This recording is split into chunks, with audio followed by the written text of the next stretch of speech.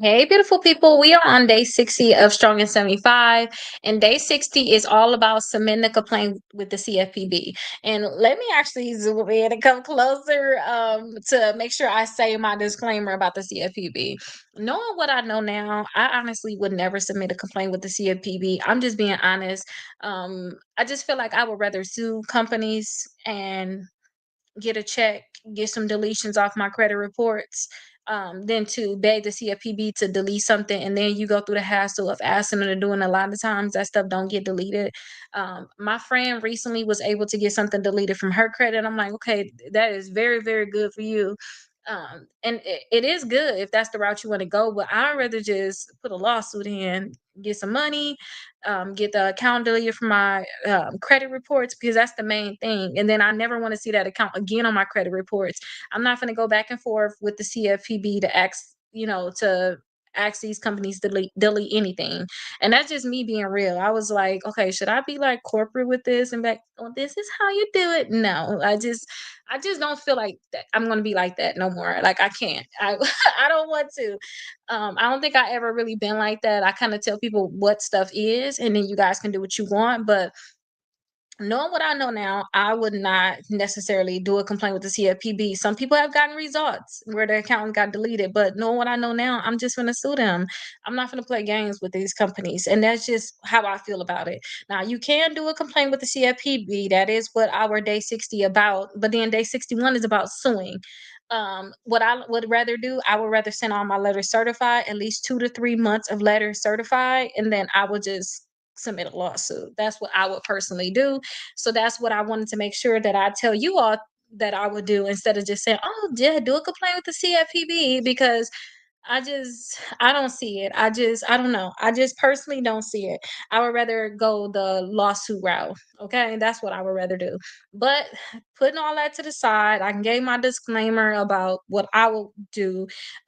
Let's actually look at the CFPB and show you guys how you can, like, where it says to submit a complaint. And then you guys just fill out, you have to first create an account, then you just fill out all the information. I have videos on YouTube showing you how to do it. And then other people have videos on YouTube too showing you how to actually fill it out. But let me just show you what it's going to look like to make sure that you guys are just on the right site if that's something you want to do. Okay, perfect. So here is the website for the CFPB.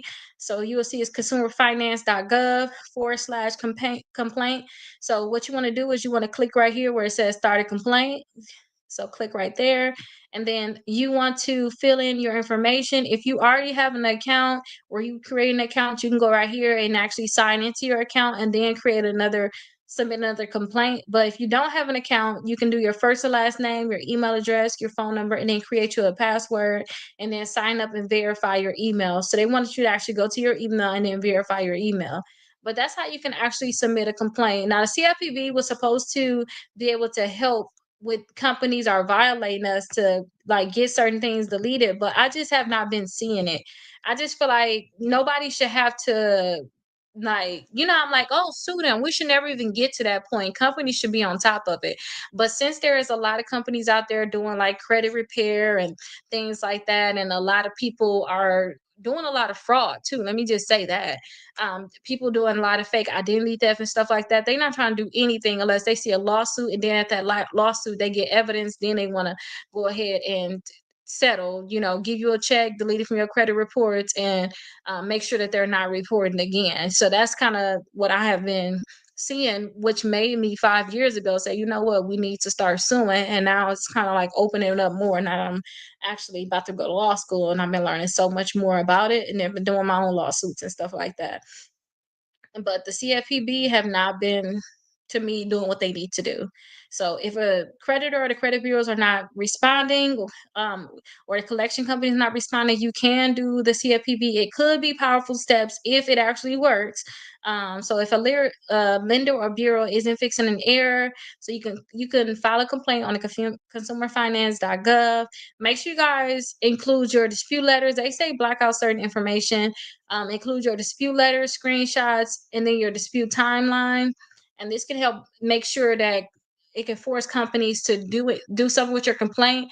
If you want more leverage, where you can see that's, well, let me say this. I'm not trying to say that it could be willful non-compliance, but if I wanted to show like it's willful non-compliance, like when I actually put a lawsuit in, maybe this can be another thing. Like, dude, I tried to go to the CFPB, who's supposed to help me with this, and they still said they're not going to do anything, and it's correct. Not only did you do the dispute letters, but you went to the CFPB. It can just be another thing like that. Like, them saying that they're not going to remove the account from your credit reports, but I'm not just going to stake everything on them going to remove it from there. And like I said, also, I would rather just sue them. I feel like I'll get a lot more than them just deleting the account. If they do delete it, them just deleting the account, because I know I'm gonna get that anyway in a lawsuit. So that's just my personal thing. But usually it's going to take about 15 days when you guys do the complaint. So it's going to take about 15 days for them to actually process that dispute. It could take up to 60 days with the CFPB.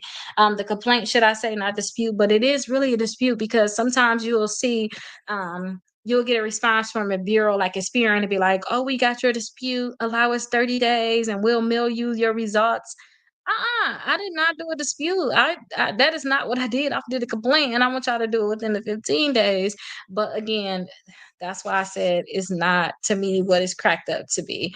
But guess what, you guys?